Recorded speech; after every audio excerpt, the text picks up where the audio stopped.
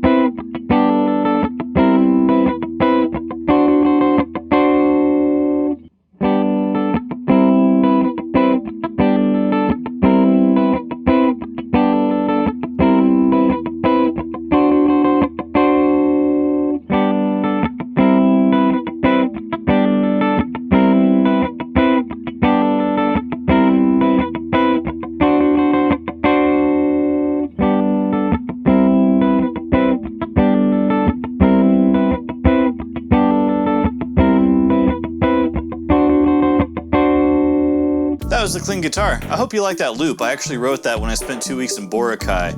It was a fun time. It was back when I was touring a lot. Before we jump into the next loop, let's talk about the next 2 mics. They are an SM57 and an SM81, both from Shure, both industry standards. The SM57, a lot of people like it on guitar amps, they'll use it on drums, and on a lot of other stuff. It's a solid mic. The best thing I can tell you about it though is that it's built like a tank. You can use this to hammer nails, and sometimes that's a better way to use it. Then we have the SM81, again from Shure. I've not seen it on guitar amps a lot. I mean, I have, and it's interesting. It depends on what you're looking for, but mostly you'll see this used for overheads and on drum sets, and I've seen them used on choirs a lot, both in churches and in theater settings. It's a pretty good mic, and I totally think you should get it. Just get 2, make a stereo pair. Anyway, let's hop into the second loop. It's going to be super overdriven. It's a tube screamer style overdrive, and you're going to hear a lot more differences between the mics. Enjoy.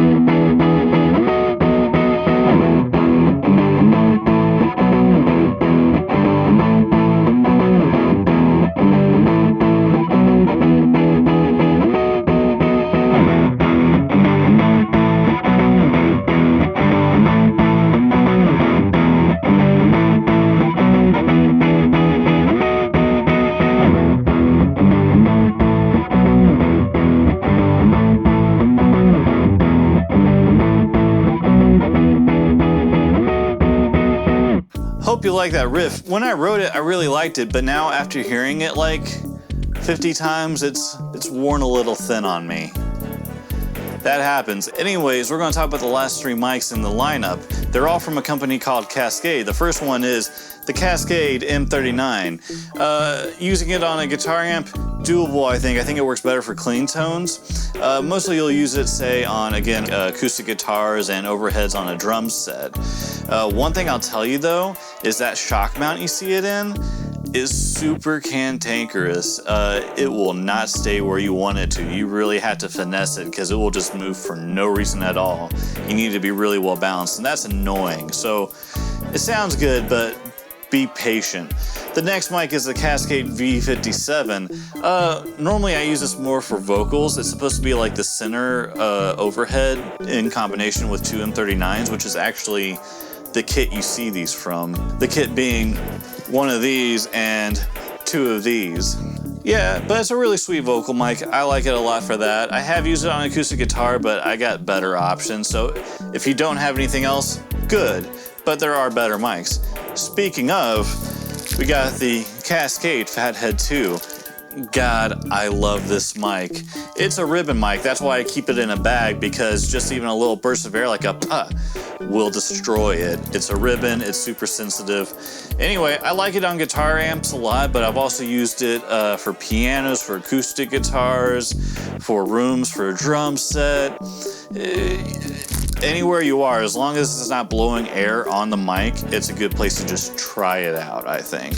All right, we're moving into the third loop now. It's gonna be a ton of delay and reverb. It's gonna sound sweet. Thank you. Subscribe. Listen.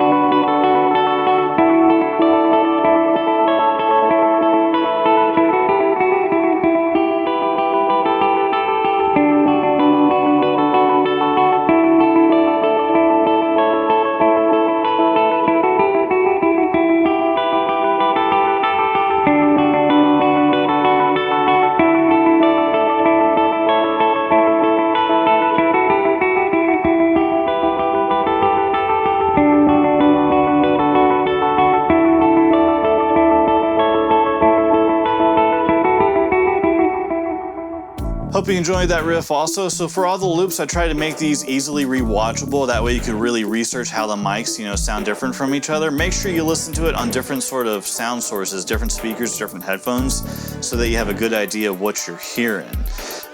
My big takeaway from this, and I've always sort of known this intellectually, but I guess it kind of still surprised me, was that you can hear the differences way more with distorted guitar than the other 2 options that we have here. And I guess that's because when you distort a guitar, it kind of lights up the entire frequency spectrum. So every little dip or bump in a microphone's frequency response is that much more apparent. And it adds to the character of it. Anyway, subscribe. We're going to be doing more studio guitar stuff like this, and let me know if you have any particular questions or any sort of subjects you want me to cover. And yeah, enjoy. Make good music. Do stuff.